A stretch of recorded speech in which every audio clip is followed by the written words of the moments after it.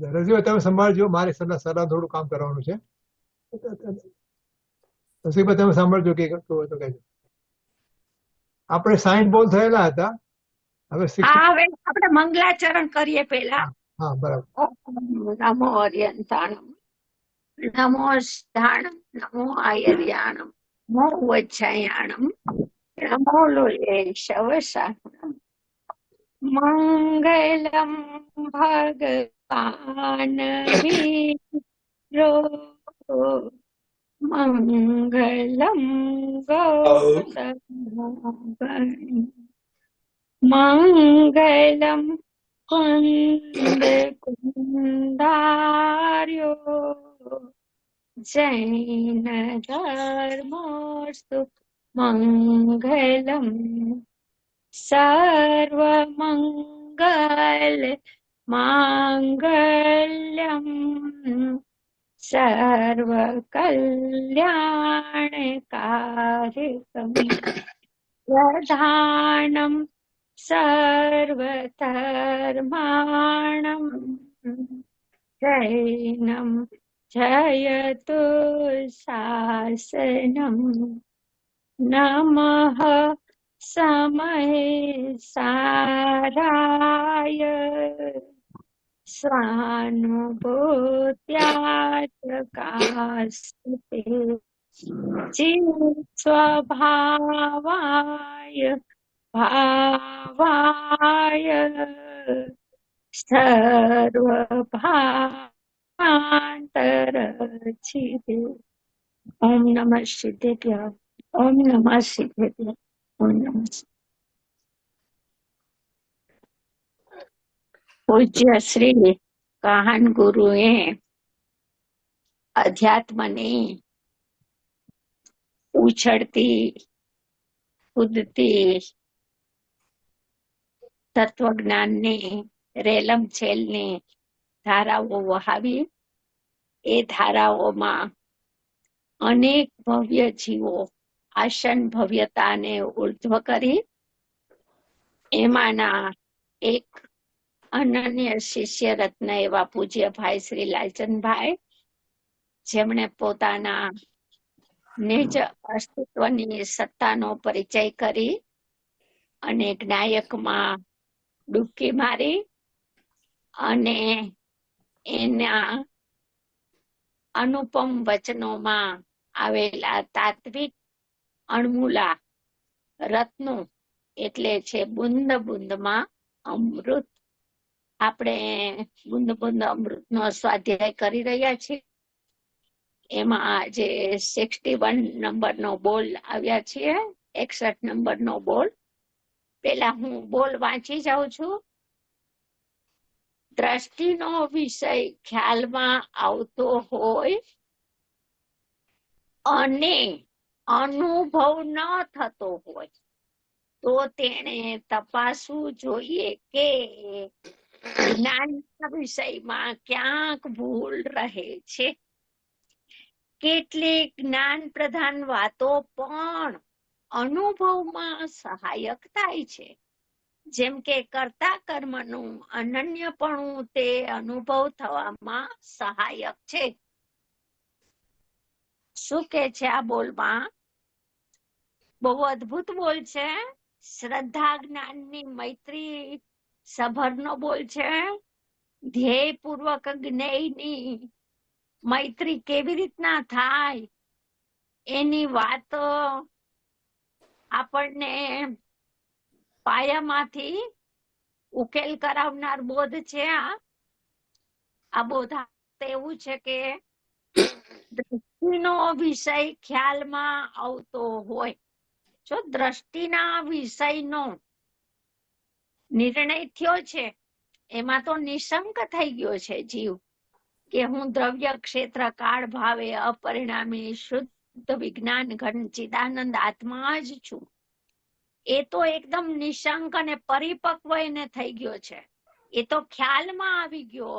એના જ્ઞાન શ્રદ્ધામાં એની ઉર્ધ્વતા રહેવા માંડી, પરંતુ હજી જ્ઞાતા થયો નથી. વિશેષ અપેક્ષા અનુભવ થતો નથી. Okay okay. Verify. Madam Chair, by starting with that study. ચાલુ ઝૂમ ચાલે અનુભવ થતો ન હોય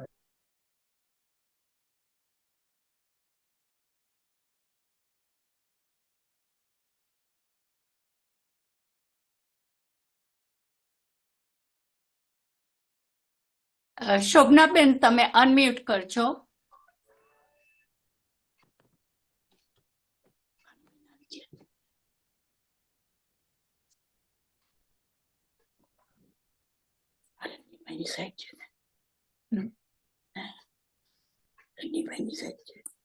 શોભનાબેન હલો તમે હા હલો હા તમે અનમ્યુટ કરજો. હવે આવ્યો અવાજ. હા હા અચ્છા તો પહેલેથી લઉં હવે ફરીથી ફરીથી લ્યો. હા ઓકે દ્રષ્ટિનો વિષય ખ્યાલમાં આવતો હોય અને અનુભવ ન થતો હોય તો તેણે તપાસવું જોઈએ કે જ્ઞાનના વિષયમાં ક્યાંક ભૂલ રહે છે.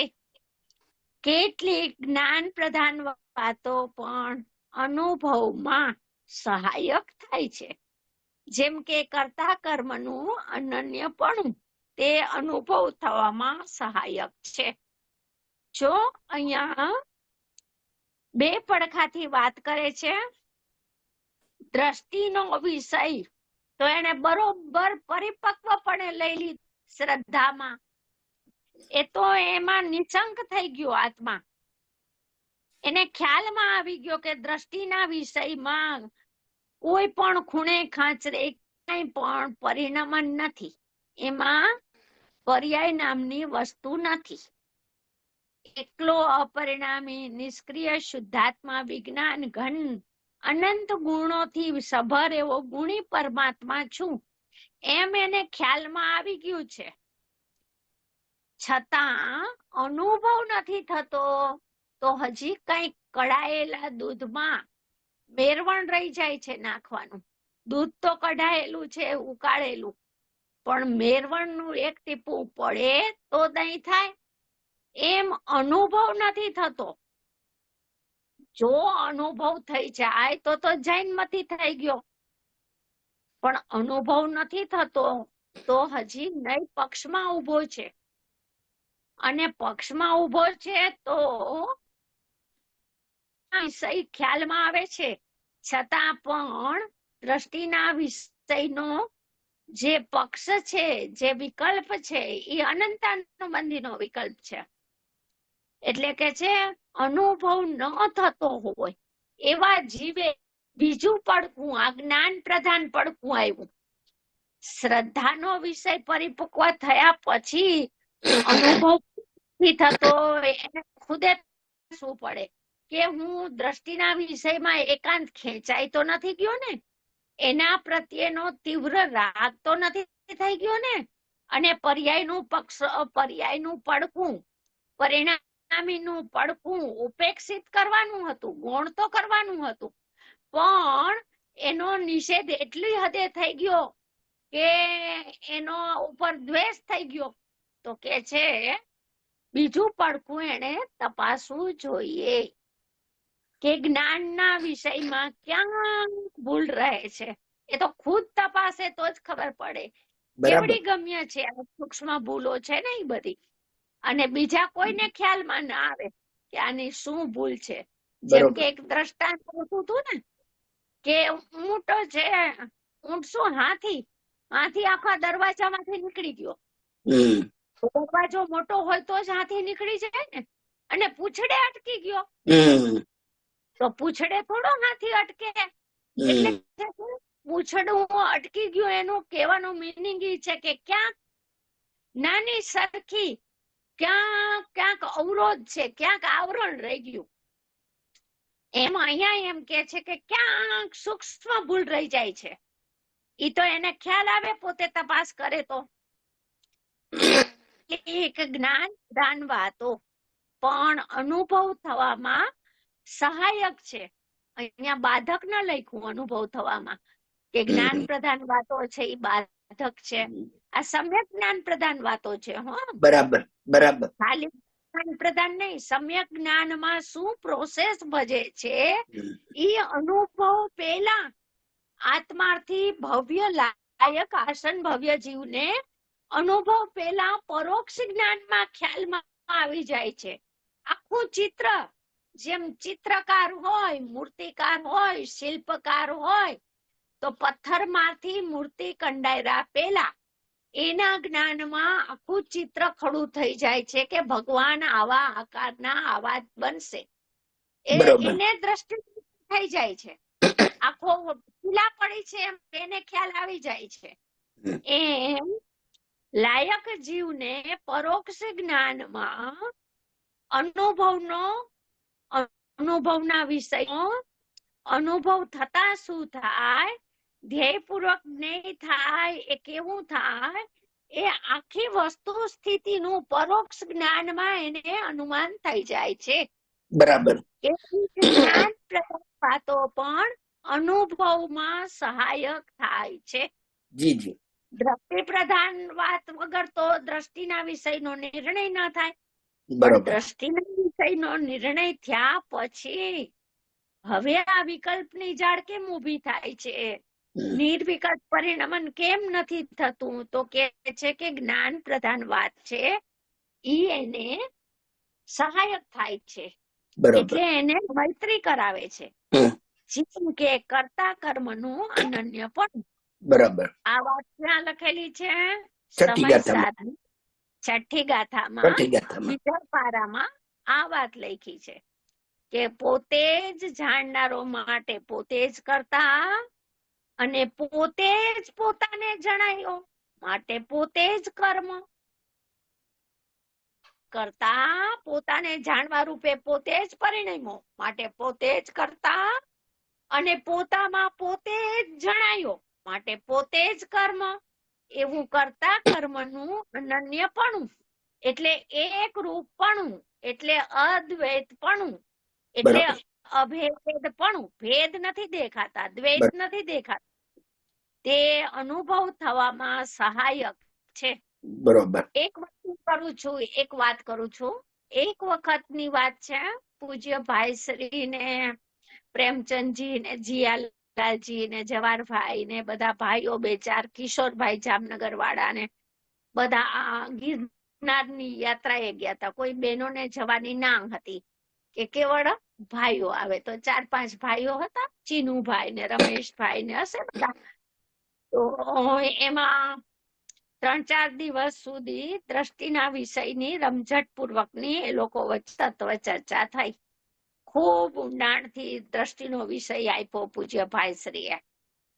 પછી 3-4 દિવસ પછી ચર્ચા કરવા બેઠા બધા, તો સીધો પૂજ્ય ભાઈશ્રીએ પ્રશ્ન કર્યો, કરતા થયો? તો અમુક વ્યક્તિ ચોંકી ગયા કે આ શું કે છે ભાઈ, અકર્તા છું, અકર્તા છું, અકર્તા છું, પરિણામ માત્રથી ભિન્ન છું, અપરિણામી નિષ્ક્રિય શુદ્ધ જ્ઞાયક ભાવ છું, નિર્વિકલ્પ તત્વ છું. એમાં આ ક્યાંથી વાત આવી કે કરતા થયો? એટલે પછી પૂજ્ય ભાઈશ્રીએ કરતા થયો એ જ્ઞાન પ્રધાન મેળવણ વાળી વાત કરી. કરતા થયો એટલે સમ્યક દર્શન જ્ઞાન ચારિત્ર રૂપે પરિણમ્યો.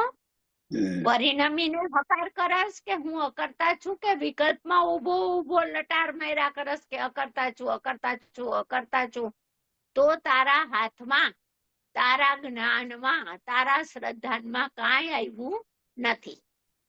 વિકલ્પમાં ઉભો કરે તો તું ભીંજાણો જ નથી, તું તો કોરો જ રહી ગયો. એટલે કે કરતા થયો એટલે સમ્યક દર્શન જ્ઞાન ચારિત્ર મોક્ષ માર્ગ રૂપે પરિણમ્યો. જેને મોક્ષ માર્ગનો વિષય દ્રષ્ટિમાં ને જ્ઞાનમાં આવે છે, એ તો એ સાક્ષાત એ રૂપે પરિણમીને હકાર કરે છે કે હું આવો છું. વિકલ્પનો હકાર એની કોઈ કિંમત નથી, એની કોઈ વેલ્યુ જ નથી. બરાબર. નિર્વિકલ્પ સ્વરૂપને નિર્વિકલ્પપણે પરિણામીને નિશ્ચિત કરે છે, નક્કી કરે છે, નિર્ણિત કરે છે. નિર્ધાર કરે છે કે હું તો આ રહ્યો જ્ઞાયક.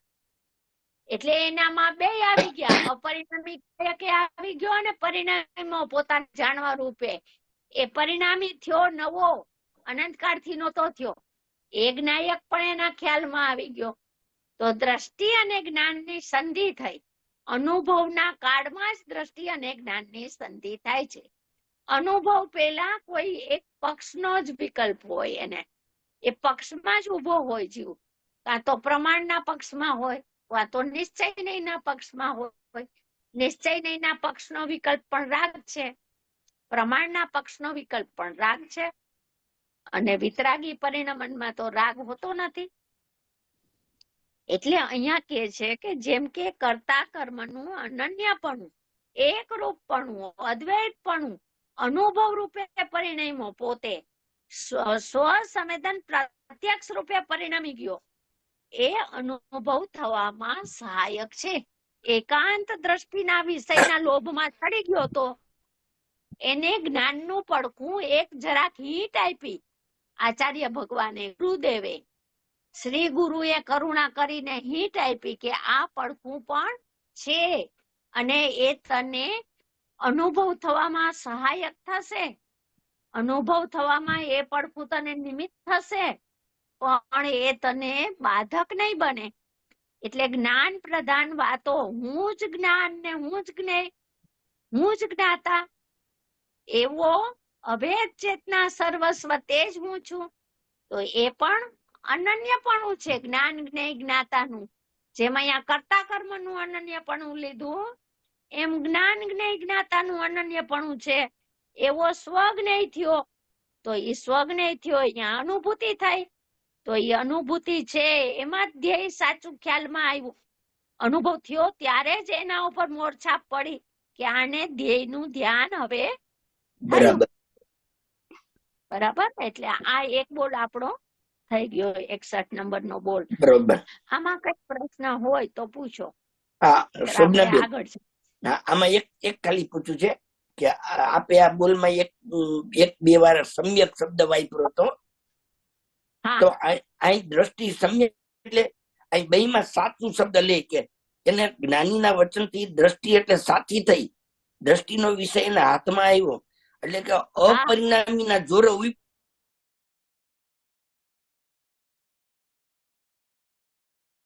થવામાં બાધા શું રહી ગઈ કે હું તો અપરિણામી અપરિણામી અપરિણામી, તો એક પક્ષમાં ઉભો રહી અને આ તમે કીધું ને કે તો કોરો ને કોરો રહી ગયો. તો અપરિણામીના જોરે વિપડો, અને જયારે એને એમ થયું કે હું તો આનંદ અને સુખરૂપ પરિણમું છું, એવો અનુભવ થયો, ત્યારે એને કર્તા કર્મનું અનન્યપણું થયું, ત્યારે એને દ્રષ્ટિ અને જ્ઞાન બંનેની સુમેળ સંધિ થઈ. બરોબર ને? હા હા હા. બસ. એટલે ખાલી કથાનો બીજો પારો છે ને, જ્ઞાન પ્રધાન વાત છે, કર્તા કર્મનું અનન્યપણું. હાજી, હા હા, સંતુલન પ્રધાન છે, સદુપયોગ પ્રધાન વાત છે. બરોબર છે, સદુપયોગ થાય છે એમ ખ્યાલ આવ્યો. કહેવાનો મીનિંગ એ જ્ઞાન પ્રધાન એટલે હા, ત્યાં જ્ઞાતા થઈ ગયો સાક્ષાત. બરોબર બરોબર, ખ્યાલ આવી ગયો. બસ, સરસ સરસ. હા, ચાલો હવે 62 નંબરનો બોલ છે. તો શોભનાબેન, દોષો આપણે દ્રષ્ટિનો વિષય દ્રષ્ટિના વિષયના બધા જ આપણા જ્ઞાનમાં છે, એટલે એ ક્યારે કહેવાય? એટલે કયા કયા કયા પોઈન્ટ્સ હોય તો આપણે દ્રષ્ટિનો વિષય બરાબર સમજ્યા છીએ એમ કહેવાય? તારે પડખેથી દ્રષ્ટિનો વિષય ઊંડાણથી બેસાડવો જોઈએ એને. જેમ કે 252 નંબરનો શ્લોક છે કટસ્થિકામાં, તો દ્રવ્યથી હું એક છું, ક્ષેત્રથી હું અસંખ્ય પ્રદેશી નથી પણ એક પ્રદેશી છું, કાળથી તો કે પર્યાયનો સ્વકાળ ઈ મારો કાળ નથી, ત્રિકાળ તે હું છું, ભાવથી તો કે ગુણભેદ તે હું નથી, હું તો અભેદ ગુણી પરમાત્મા છું. એમ જે સ્વદ્રવ્ય, સ્વક્ષેત્ર, સ્વકાળ, સ્વભાવથી ચારે પડખેથી, એટલે એને સમસ્ત પ્રકારે દ્રષ્ટિનો વિષય છે, એમાં કોઈ પણ પ્રકારે એને સ્ખલના નથી આવતી. એની જે પરિણતિમાં એને નિષ્ક્રિય શુદ્ધ પારિણામિક ભાવને બેસાડ્યો છે, એમાં મચક નથી આવતી.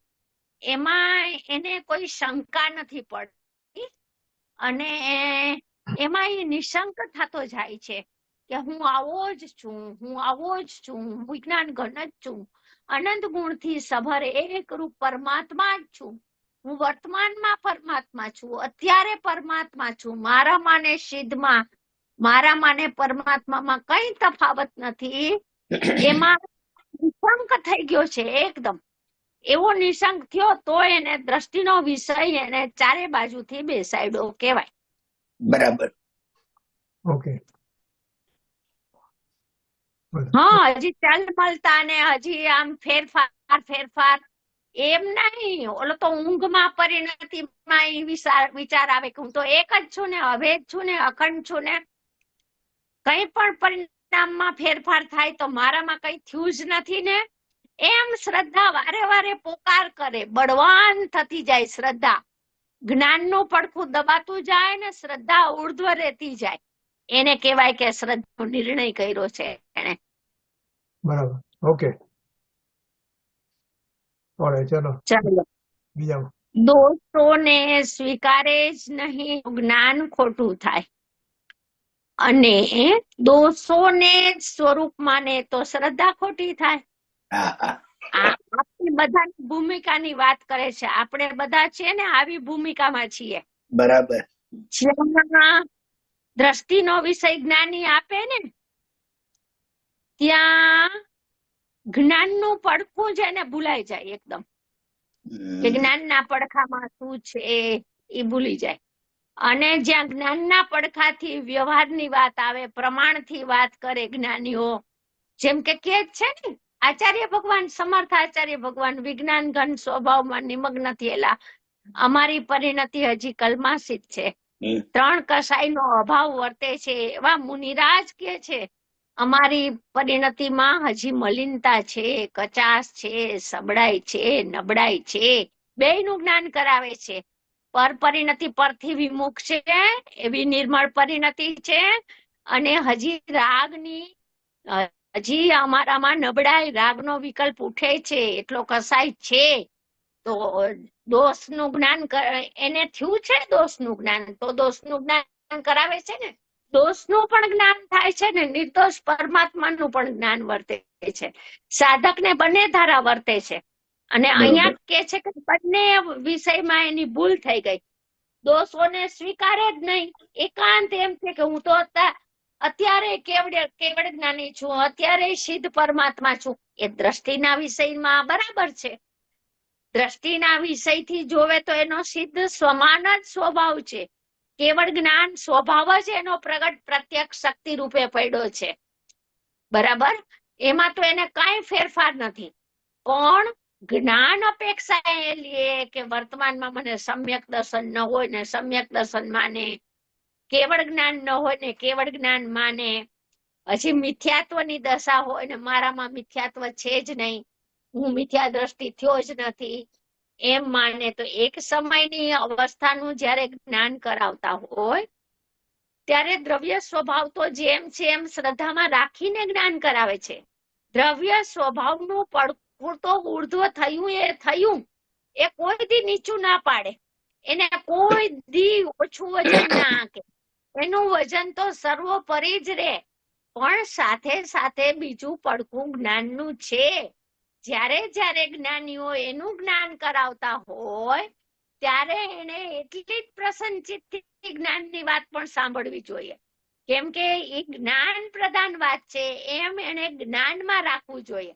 એમાં ક્યાં દ્રષ્ટિને દોષ આવે છે કે દ્રષ્ટિમાં મચક આવે છે.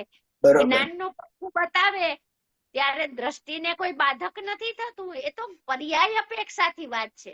હા, તમે પર્યાયને દ્રવ્યમાં ઘુસાડી દો, દ્રવ્ય સાથે તન્મય કરી નાખો, દ્રવ્ય સાથે એકમેક ભેળવી દો, તો દ્રષ્ટિનો વિષય ગાયબ થઈ ગયો, તો ભૂલ થઈ ગઈ. એટલે અહીંયા એ જ કે છે કે દોષોને સ્વીકારે જ નહીં. ઘણા એવા હોય કે દ્રષ્ટિના વિષયની માસ્ટરી, દ્રષ્ટિના વિષયની એવી કરી હોય. હવે એવા જીવો મેં પણ જોયા છે. સોગાનીજી તો એક અપવાદ હતા, આ કાળનો અચંબો હતા. બરાબર. તો રાત્રિ ભોજન પણ કરતા હતા. સમ્યક દર્શન થઈ ગયું પછી હવે એને માનનારો એવો એક વર્ગ હતો. તો સોગાનીજી રાત્રિ ભોજન કરતા, એટલે ઈ ભાઈ પણ રાત્રિ ભોજન કરતા હતા. અને દ્રષ્ટિના વિષયની વાત તો એટલી જોરદાર, આખું દ્રવ્ય દ્રષ્ટિ પ્રકાશના એક એક બોલ મોઢે, એટલે સેંકડો વાર એનો અભ્યાસ, રાત દિવસ એનો અભ્યાસ કરે. એટલે કહેવાનો મિનિંગ ઈ શું છે કે એની તો પરિણતિમાં એટલી બધી તાલાવેલી અને તીવ્રતા પણ હતી કે આમ મુનિ પણ લઈને આમ કેવળ જ્ઞાન લઈ એવા પુરુષ હતા. ધર્મ ધ્યાનની ઉપેક્ષા, શુક્લ ધ્યાનની ઉપેક્ષા અને અસ્થિરતા જન્ય દોષ હતો. અને રાત્રિ ભોજન કરતા પણ એના વિષયને એને આગળ કરી અને આપણે રાત્રિ ભોજન કરીએ અને દ્રષ્ટિના વિષયની વાત અદ્ભુત કરીએ તો ઈ વાત બરાબર નથી. જ્ઞાન છે દોષનો સ્વીકાર કરાય. જ્ઞાનને તમે મુક્ત રાખો, જ્ઞાનને બાંધો નહીં. જ્ઞાનમાં જે ત્યાં ઈ વિવેકથી બરાબર સમજવું જોઈએ. વ્યવહારથી વાત હોય તો વ્યવહારની અપેક્ષાએ બરોબર હોવો જોઈએ. વ્યવહાર પણ વ્યવહારથી પૂજ્ય છે. પદ્માનંદી આચાર્ય કીધું છે વ્યવહારની અપેક્ષાએ પૂજ્ય છે, પરમાત્મા વ્યવહારની અપેક્ષાએ પૂજ્ય છે. એમ કે હવે પરમાત્મા એક સમયની પર્યાય છે ને હે છે, એમ બધે ન ચાલે. જ્યાં જે વિવિક્ષા હોય ત્યાં એ વિવિક્ષા બરોબર લગાવે. તો જ્ઞાન પ્રધાન વાત હોય, હવે દોષોને બતાવતા હોય તો પોતાનો દોષ છે એને દોષનો સ્વીકાર કરીને દોષ કેમ નીકળે મારામાંથી એવો પુરુષાર્થ હોવો જોઈએ. એટલે કે છે દોષોને સ્વીકારે જ નહીં. જો એકાંત કર્યું છે, એકાંતમાં વયો ગયો, એનો પોતાનો દોષ છે એનો તો એને સ્વીકાર આવતો જ નથી. તો જ્ઞાન ખોટું થાય છે. એક સમયની પર્યાયમાં મિથ્યાત્વ છે, પ્રમાદ છે, કસાય છે, આશ્રવ છે, શ્રદ્ધાની ભૂલ વર્તે છે, 5 મહાવ્રતના પરિણામ સંબંધેનું અજ્ઞાન ચાલે છે, 6 આવશ્યક પડાતા નથી, છે બધું નથી એમ નહીં. તો એને સ્વીકારવું જોઈએ કે આ મારો દોષ છે, હું રહી નથી શકતો, આટલો મારો પુરુષાર્થ નથી, તો એ દોષ મારો નીકળતો નથી. પણ એ દોષ છે એ રાખવા જેવો નથી, દોષ નષ્ટ કરવા જેવો છે. એમ જ્ઞાનમાં તો હોય ને બધી વાતો. જ્ઞાનમાં આપણે ભૂલી જઈએ છીએ. લૌકિકમાં આપણે માતાને માતા જ કહીએ છીએ ને પત્નીને પત્ની તરીકે જ સંબોધીએ છીએ. જેમ છે એમ લૌકિકમાં કેવો વ્યવહાર નિભાવીએ છીએ. તો અહીંયા કે છે પરમાર્થ માર્ગમાં જેમ છે એમ સ્વીકાર કરતું. દોષોને સ્વરૂપમાં ને હવે જ્યાં દોષોનું જ્ઞાન કરાવે છે તો એક અંશનું જ્ઞાન કરાવે તો આખા અંશીને માની લીધો, આખા અંશીને પાપી માની લીધો. પાપનું જ્ઞાન કરાવે છે તો આખો અંશી ભગવાન પાપી છે એમ થઈ ગયું. એને આખો આત્મા ભેળવી દીધો. એક સમયની પર્યાયમાં અજ્ઞાન છે, દોષ છે, પાપ છે, એનો ત્યાગ કરાવતા હોય તો આખો ભગવાને એવો જ માની લીધો. એનાથી તાદાત્મ્ય, એનાથી તદ્રૂપ તન્મય માની લીધો કે હું જ આખો પાપી થઈ ગયો, હવે મારે દોષોનો નાશ કરવો છે. તો તું તારી વાત નથી કરતા, તું તો નિર્દોષ પરમાત્મા છો. એટલે એક અંશને, 2 અંશને ભિન્ન ભિન્ન માને, જુદાઈ માને તો એને ભેદ વિજ્ઞાન જાગૃત રહ્યું. પણ 2 અંશને એક કરી નાખ્યા એટલે જ્યાં એમ કીધું કે દોષ છે તો એને સ્વરૂપમાં દોષ માની લીધો. સ્વરૂપ સ્વભાવ તો નિર્દોષ પરમાત્મા હતો. એમાં તો 3 કાળમાં દોષ આવી જ ન શકે. દોષ તો એને સ્પર્શે ન કરી શકે એવો અસ્પર્શી ભગવાન આત્મા છે. એટલે કે છે તો શ્રદ્ધા ખોટી થાય. એટલે અહીંયા શ્રદ્ધા અને જ્ઞાનનું બેલેન્સ કરાવે છે એકદમ. કે જ્યાં અમે જે રીતે વાત કરીએ છીએ પર્યાયના પડખાથી વાત કરતા હોય ત્યારે તું પર્યાયની વાત સમજ, અને સ્વભાવથી વાત કરીએ ત્યારે તું સ્વભાવમાં કોઈનો મિલાપ ન કર, એમાં કોઈની મેળવણી ન કર, એમ કે છે. બરાબર બરાબર. જ્યાં જ્યાં જે યોગ્ય છે. હા તે સમજવું, ત્યાં ત્યાં તે તેમ, તે ત્યાં ત્યાં આચરે, આત્માથી જન. ચાલો હવે આગળનો બોલ લેશું. હાજી.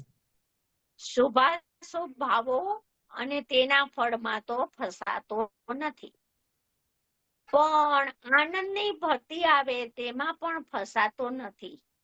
તેનાથી ઉદાસ છું. આ દ્રષ્ટિની દોલત દેખાડાય છે. દ્રષ્ટિની ખુમારી, દ્રષ્ટિની તીવ્રતા, દ્રષ્ટિની ઉર્ધ્વતા જ્ઞાનીને કેવી રીતે હશે? એ ભગવાન આત્મામાં કેવો દટાઈ ગઈ હશે એની પરિણતિ. ભગવાન આત્માથી કેવી પરિણતિ ઘડાઈ ગઈ હશે. ભગવાન આત્માથી એની પરિણતિ, એનો પ્રેમ, એની રુચિ કેવી ચોંટી ગઈ હશે, આત્માની સાથે લાગી ગઈ હશે, એક લગન થઈ ગઈ હશે. ઈ બતાવે છે કે એ શુભાશુભ ભાવથી તો ઉદાસ છે.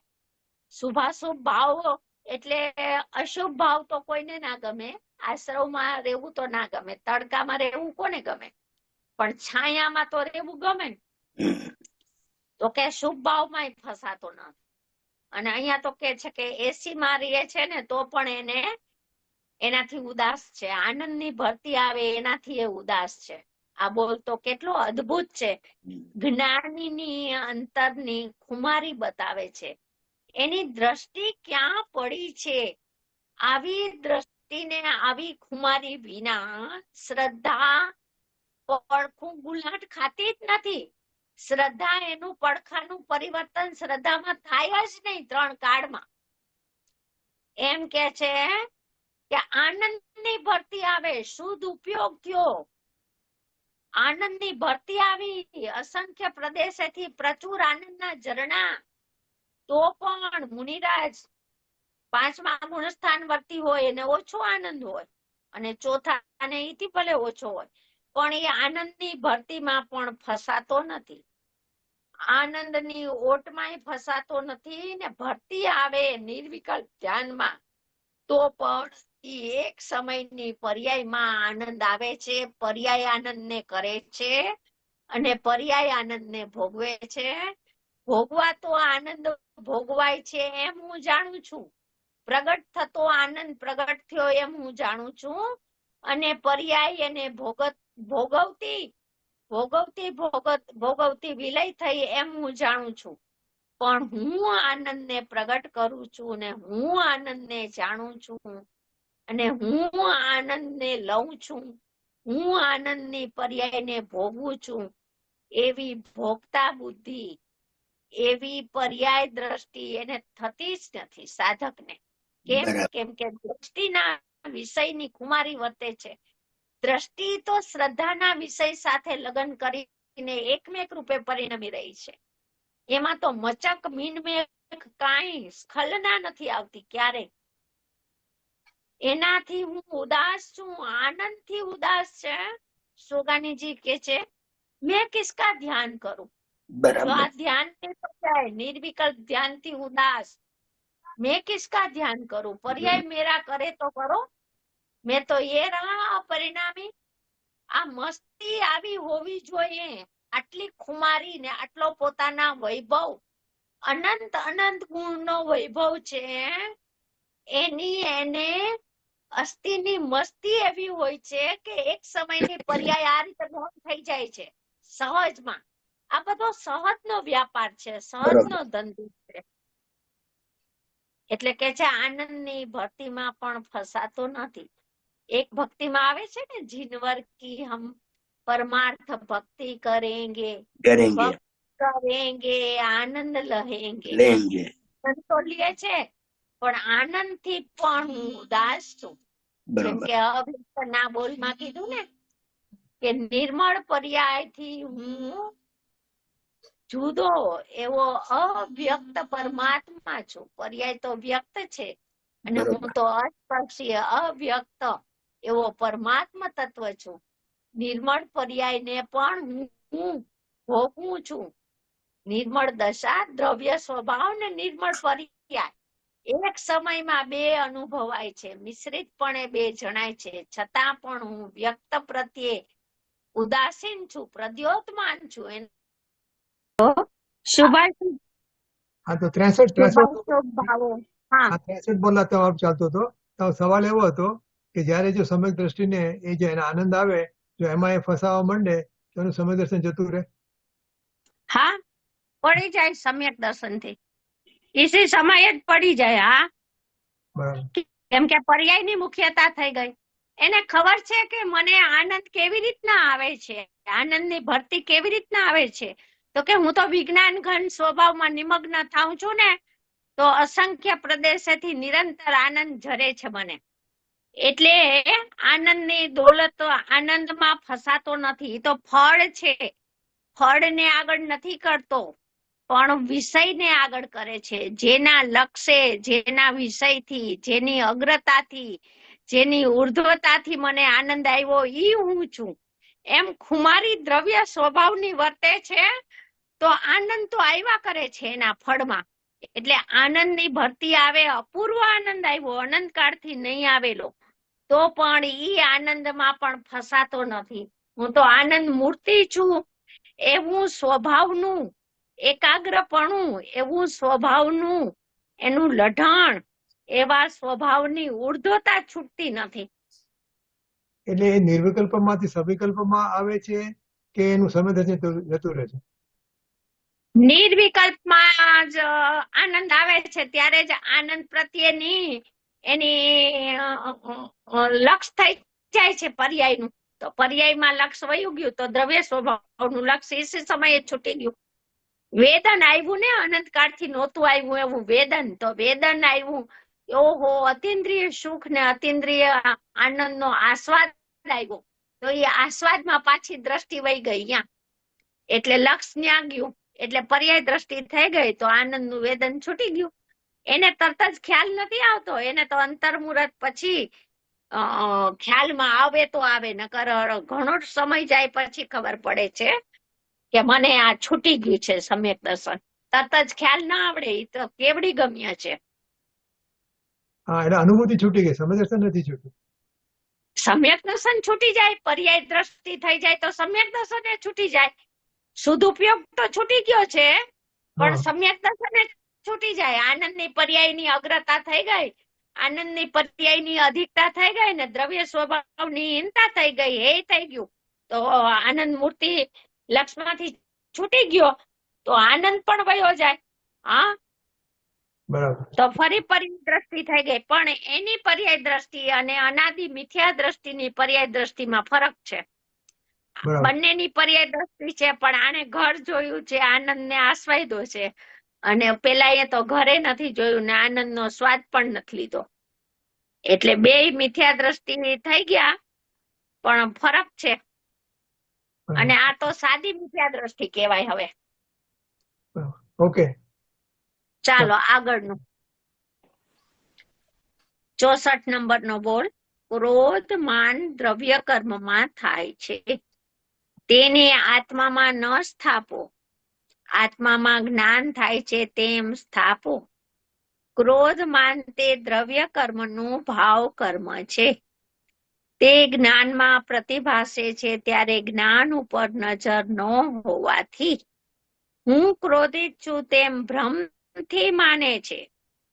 ત્યારે જીવ પ્રત્યય રૂપ ભાવ કર્મની ઉત્પત્તિ થાય છે. જીવમાં ક્રોધ અને ભાવ કર્મ, રાગ દ્વેષ ક્રોધની ઉત્પત્તિ કેવી રીતના થઈ, મોહની કેમ ઉત્પન્ન થયો એ બતાવે છે. જો થાય છે તો સૌ પ્રથમ તો એમ જ રાખો કે ક્રોધ માન માયા છે એ એક જ જગ્યાએ થાય છે. દ્રવ્ય કર્મ જ ક્રોધ માન મોહ મિથ્યાત્વ રૂપે પરિણમે છે. દર્શન મોહ રૂપે દ્રવ્ય કર્મ જ પરિણમે છે. ક્રોધ માન દ્રવ્ય કર્મમાં થાય છે. ઉદય એનો ત્યાં આવ્યો છે. અનુભાગ રસ એમાં છે. તેને આત્મામાં ન સ્થાપો. આત્મા તો જ્ઞાનમય સ્વચ્છતાનો પિંડ, ચૈતન્ય મૂર્તિ છે. આત્મામાં એને સ્થાપો નહીં કે મારામાં ક્રોધ થયો ને મારામાં રાગ થયો. આત્મામાં જ્ઞાન થાય છે તેમ સ્થાપો. હું તો જ્ઞાન સ્વભાવી છું અને જ્ઞાન રૂપ જ પરિણમું છું. જ્ઞાન રૂપ જ પરિણમી રહ્યો છું. તો જ્ઞાનમાં ક્રોધ ક્યાં છે? જ્ઞાનમાં માનમાં ક્રોધ ક્યાં છે? જ્ઞાનમાં તો જ્ઞાન સ્વભાવી વસ્તુ છે. બરોબર. એટલે કે છે માન તે દ્રવ્ય કર્મનું ભાવ કર્મ છે. હે, દ્રવ્ય કર્મમાં પણ ભાવ કર્મ હોય? તો કે હા, શૈસનાચાર્ય ભગવાને આ વાત કરી છે. ક્રોધ માન તે દ્રવ્ય કર્મનું, જીવનું ભાવ કર્મ છે એમ નથી કેતા.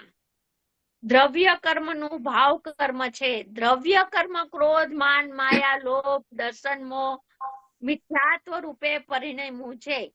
ત્યાં દ્રવ્ય કર્મમાં બધું જે ચિત્રામણ થયું છે, જે પરિણમન થયું છે, એ દ્રવ્ય કર્મમાં થયું છે.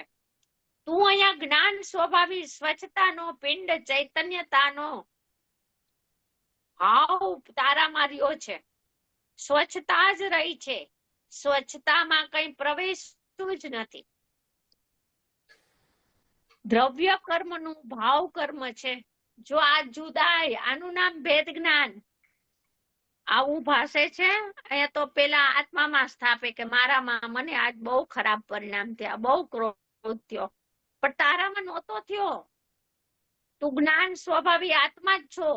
હું જ્ઞાન સ્વભાવી જ હતો અને રહ્યો તો અત્યારે જ્ઞાન સ્વભાવી છું. એ વસ્તુ છૂટી જાય છે. જ્યાં ક્રોધ નો ઉભરો આવ્યો ને તો મને ક્રોધ થયો, બસ આ પાછી મિથ્યાત્વની લાડ શરૂ થઈ ગઈ. બરોબર. મિથ્યાત્વની ભ્રમણા અહીંયા શરૂ થઈ ગઈ. તે જ્ઞાનમાં તો થાય છે શું? દ્રવ્ય કર્મમાં તો આવ્યો ક્રોધ, તો પછી શું થયું? તો કે જ્ઞાનમાં પ્રતિભાસે છે. એ તો સ્વચ્છતાનો સ્વભાવ છે. જ્યાં સુધી જ્ઞાયક છે અને જ્ઞાયકનું પરિણમન જ્ઞાન છે અને જ્ઞાનમાં દ્રવ્ય કર્મનો ભાવ કર્મ પ્રતિભાસે છે, ત્યાં સુધી જીવમાં કઈ બગાડ થયો જ નથી.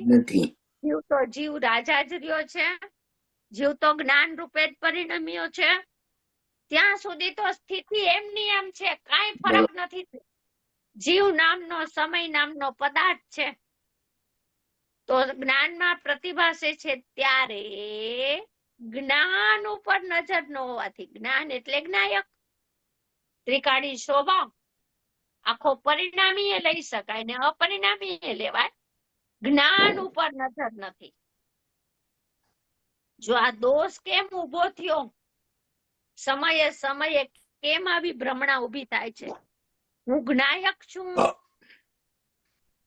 હલો, હું જ્ઞાન સ્વભાવિક આત્મા છું એમ નજર ન હોવાથી, એવું ભાવ ભાષણમાં ન ટકવાથી, ભાવ ભાષણ ગયું હું જ્ઞાન સ્વભાવી છું અને હું ક્રોધિત છું તેમ ભ્રમથી માને છે. ભ્રમણ કલ્પના, ભૂતળું વેડવું નવું, આ ભૂત આવ્યું, બરાબર, ભ્રમથી માને છે કે હું ક્રોધિત છું, પણ એ સમયે હું જ્ઞાન સ્વભાવી આત્મા છું એ ભૂલી ગયો. બરોબર, એ સત્ય ભૂલાઈ ગયું. બરોબર. ત્યારે જીવ પ્રત્યય રૂપ ભાવ કર્મની ઉત્પત્તિ થાય છે. જો આ બીજી જગ્યાએ તો ભૂલથી ભ્રમણાથી ઉત્પન્ન થયો. ભ્રમણા કરી નવી તો એક સમય પૂરતી ભાવ પ્રત્યયની, ભાવ કર્મની, જીવમાં એક સમયની પર્યાયમાં ભાવ કર્મની ઉત્પત્તિ થાય છે.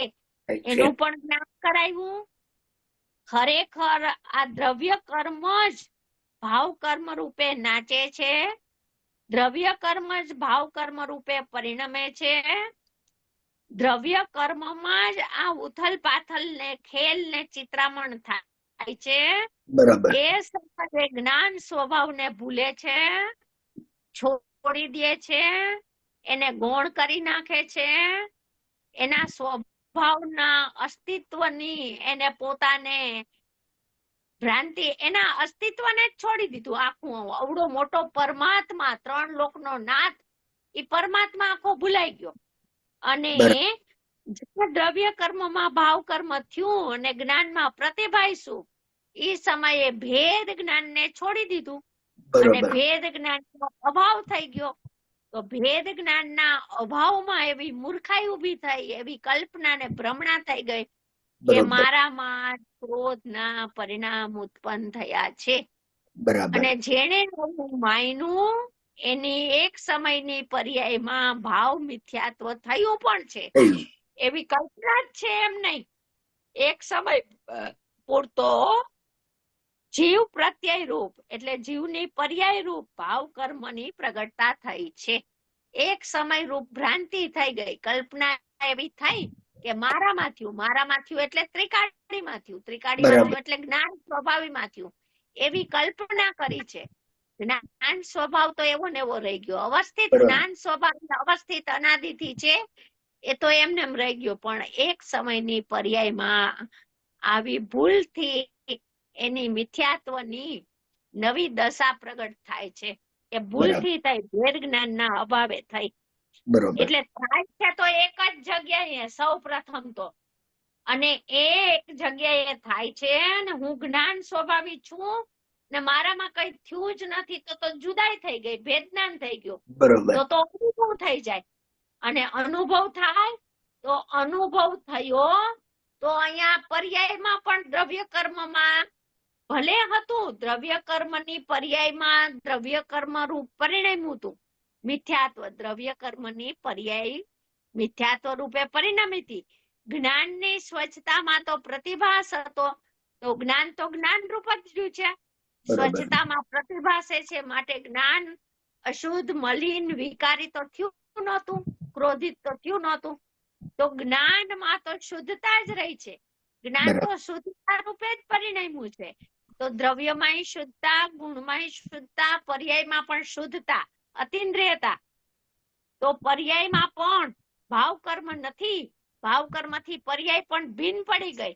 રાગ દ્વેષ મિથ્યાત્વથી પર્યાય, તો કે રાગ દ્વેષ ક્યાં ગયા? મિથ્યાત્વના અનંતાનુબંધીના રાગ દ્વેષ મિથ્યાત્વ ક્યાં ગયું? તો કે અવસ્તુ થઈ ગઈ. એક સમય માટે ત્યાં એનું પરિણામ જ નથી. અનુભવના કાળે, નિર્વિકલ્પ ધ્યાનના કાળે મિથ્યાત્વ અવસ્તુ છે જ નહીં. રાગ દ્વેષ અવસ્તુ થઈ ગયા, લબ્ધમાં પડ્યા છે એની વાત નથી, ઉપયોગાત્મક નથી અહીંયા કઈ. બરાબર એટલે જીવ પ્રત્યય રૂપ ભાવ કર્મની ઉત્પત્તિ તો સ્વભાવને ભૂલે તો થાય છે.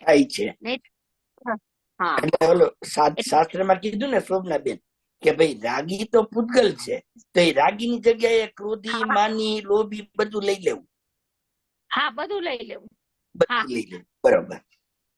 શોભનાબેન, ગઈકાલે છે ને હું આપણે આજે સૂક્ષ્મ તત્વ ચર્ચાની ટેપ બહાર પડી છે ને યુગલજી સાહેબ સાથે, એની સૂક્ષ્મ ચર્ચા નંબર 15 સાંભળતો હતો. એમાં મેં જે રીતે લખ્યું અહીંયા, એમાં ભૂલ હોઈ શકે છે, પણ એમાં યુગલજી શું કીધું કે પ્રતિભાસ એટલે જ્ઞેય જેવો આકાર, એટલે કે જ્ઞાનનો આકાર, એટલે કે જ્ઞાન, એટલે કે મેં અને કોઈ કે જ્ઞાયક. એટલે પ્રતિભાસને જ્ઞેયાકારથી જ્ઞાનાકાર, જ્ઞાનાકારમાંથી જ્ઞાન, જ્ઞાનમાંથી મય, જ્ઞાયક એમ કર્યું. પણ એમાં જે પ્રતિભાસ ઉપર એટલે પ્રતિભાસ એટલે આત્માની પરિણતિ કીધી એમને. પણ પ્રતિભાસ એટલે જાણે પ્રતિભાસથી આપણે જે પ્રતિભાસ હતો એ આપણી તરફ દેખાય, એમાં લક્ષની વાત ના આવી. પ્રતિભાસ વત્તા લક્ષ ઇઝ ઇક્વલ ટુ જ્ઞાન, એવું ના આવ્યું. સ્વરૂપ સમજાવતા હોય એટલે એનો જ્ઞેયાકાર સ્વભાવ. તો જ્ઞાનની પર્યાય સ્વયં જ્ઞેયાકાર રૂપે પરિણમે છે. એનો જ્ઞેયાકાર થવાનો પ્રતિ સમય, જ્ઞેયાકાર થવાથી એ ભાવને જ્ઞાયક પ્રણુ પ્રસિદ્ધ છે. તો પણ જ્ઞેયકૃત અશુદ્ધતા નથી. છઠ્ઠી ગાથામાં કીધું ને, જ્ઞેયાકાર થવાથી, ત્યાંથી ઉપાડ્યો બીજો પારો. જ્ઞેયાકાર થવાથી તો સમયે સમયે લોકાલોક પણ છે, એનું અસ્તિત્વ છે, એનું પરિણમન પણ છે લોકાલોકનું, અને એનો જ્ઞાનની સ્વચ્છતામાં પ્રતિભાસ છે. એ પ્રતિભાસ જ્ઞેયોની અપેક્ષાને ને જ્ઞેયોનું પ્રતિભાસને બાદ કરી નાખો તો જ્ઞેયાકાર પણ થવું એ પોતાની પર્યાયનો સ્વભાવ છે. એમાં જ્ઞેયોનું લક્ષ્ય નથી ને જ્ઞેયોની અપેક્ષા નથી. એવું જ્ઞેયાકાર પણ પોતાની પર્યાયનો ધર્મ છે. એવું જ્ઞેયાકાર સમયે સમયે થાય છે, એનું નામ પ્રતિભાસ. પર્યાય, પ્રતિભાસની પર્યાય કયો કે જ્ઞેયાકાર ધર્મ કયો, એક જ. એવું જ્ઞેયાકાર, હવે એને તમે જ્ઞેયાકાર ન જુઓ તો શું છે, તો કે માત્ર જ્ઞાન જ્ઞાન જ્ઞાન જ્ઞાન જ્ઞાન જ છે. ત્યાં જ્ઞેય નથી ને જ્ઞેયનો આકારે નથી. પાણીમાં તો પાણી છે, પાણીમાં ચંદ્રમાય નથી, તારાય નથી, એકરૂપ પાણી છે, નિર્મળ પાણી છે, સ્વચ્છ પાણી છે, શુદ્ધ પાણી છે. એમ પાણી જ છે, એમ જ્ઞાન છે. હવે એ જ્ઞાન કોનું છે, તો કે જ્ઞાયકનું છે. લક્ષમાં વયો ગયો તો હું તો જ્ઞાયક જ છું, આ જ્ઞાયક જ છું, એમ કથનચિત અનન્ય છે ને. સર્વથા જ્ઞાનની પર્યાય જ્ઞાયક થી ભિન્ન નથી. આ બીજો પાઠ છે ને, જ્ઞાન પ્રધાન સમ્યક દર્શનનો પાઠ, અથવા તો ઉત્સર્ગ ને અપવાદ, અપવાદ માર્ગ, એટલે આ બીજો માર્ગ છે સમ્યક દર્શન પામવાનો. પણ એ જ્ઞાન પ્રધાન માર્ગ થી પણ પહોંચાડવો તો જ્ઞાયકમાં જ છે. એટલે જ્ઞાયક નું લક્ષ કરાવવું છે. ભલે લક્ષ કીધું નહીં, પણ પ્રતિભાસના સ્વરૂપ દ્વારા પણ જ્ઞાયક જ હું છું એમ લક્ષ કરાવવું છે. ત્યાં કઈ જ્ઞાનની પર્યાયમાં ઉભો નથી રાખવો. લક્ષણ કોનું છે, લક્ષણ ક્યાંથી આવ્યું છે, લક્ષણ કોને પ્રસિદ્ધ કરે છે, એમ લક્ષણ ઉપરથી લક્ષ ઉપર આવી જાય છે તો એ લક્ષ થઈ ગયું. એમાં લક્ષણનું લક્ષ છૂટી ગયું અને લક્ષભૂત પદાર્થનું લક્ષ થઈ ગયું.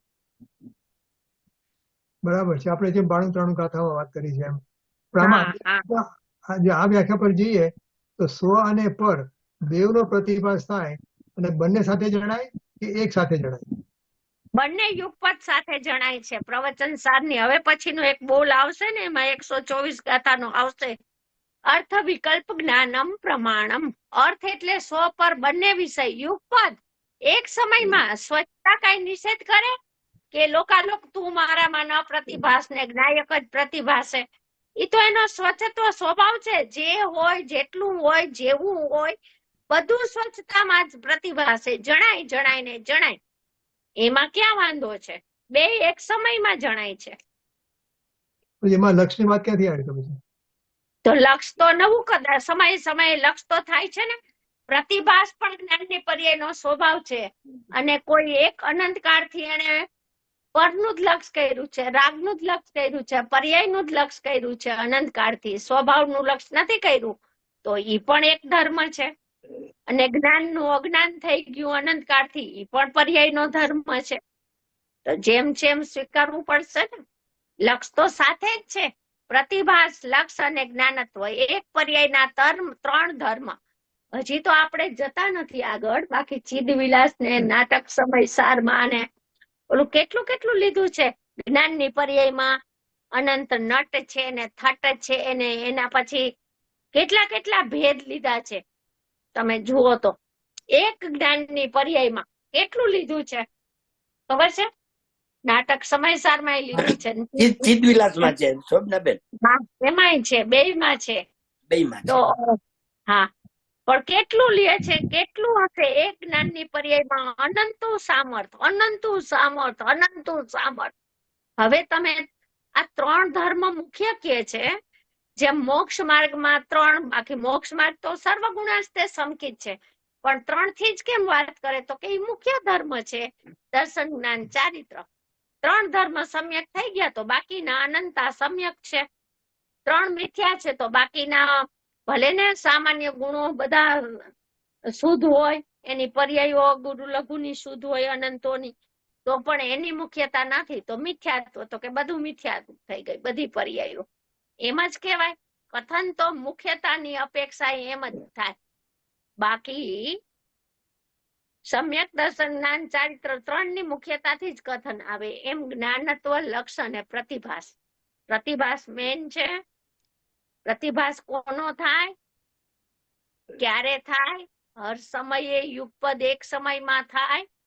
સ્વચ્છત્વને બતાવે છે, જ્ઞેયાકારપણું સિદ્ધ કરે છે. એ પણ પર્યાયનો જ સ્વભાવ છે. અને એ જ સમયે લક્ષ છે, સ્વનું કે પરનું. બસ વિષય ભેદ પડી ગયો. જો સ્વનું લક્ષ તો એ જ સમયે સમ્યક જ્ઞાન, ને પરનું લક્ષ તો એ જ સમયે મિથ્યા જ્ઞાન. એ પંચાધ્યાયની 558 નંબરની ગાથામાં એ વસ્તુ બહુ સરસ કીધી છે. એક સમયમાં કાં તો મિથ્યાત્વ હોય ને કાં તો સમ્યક્ત હોય, લક્ષ ભેદે ભેદ છે. એમાં લક્ષની જ વાત કરી છે. અને સમ્યક તો જ્ઞાનત્વ હોય ને હોય ત્યારે દ્રવ્ય પર્યાય સ્વરૂપ આખી વસ્તુને જેમ છે એમ જાણે છે. એકને જાણે છે, અનેકને જાણે છે ને અનંતને જાણે છે. જાણવામાં કોઈ બાદ બાકી ત્યાં ન હાલે. પછી ત્યાં બધું જણાય છે. અને લક્ષમાં કોઈની ભેળસેળ ન ચાલે. લક્ષ તો એકનું જ હોય, ત્રિકાળી ભગવાન આત્માનું જ. લક્ષ વિના બધું જ જણાય. લક્ષ પૂર્વક તો એક જ ભગવાન આત્મા જણાય. પુરુષાર્થ તો એકનો જ હોય ને. પુરુષાર્થ તો એકમાં અગ્રતા એકની જ હોય, જ્ઞાયકની જ. ઓકે, આપણે બોલ વખતે વધારે વાત કરશું મને લાગે. હા, આપણો ટાઈમ થઈ ગયો છે હવે, એટલે ઓકે, હા તો તમે બોલો છો સ્તુતિ? ના, શોભનાબેન બોલો તમે. હા, ચાવાણી કે જ્ઞાન સે સુચેલો કાલો, સો વાણી મસ્તક નમો સદા દેત હું તો. બોલીએ પરમ પરમ મંગલકારી વિતરાગી કલ્યાણકારી જીનવાણી માતનો જય હો. અનંત ઉપકારી કૃપાળુ કહાન ગુરુદેવનો જય હો. પ્રથમ મૂર્તિ પૂજ્ય ભગવતી માતનો જય હો. સનાતન સત્ય વિતરાગ દિગંબર જૈન ધર્મનો જય હો.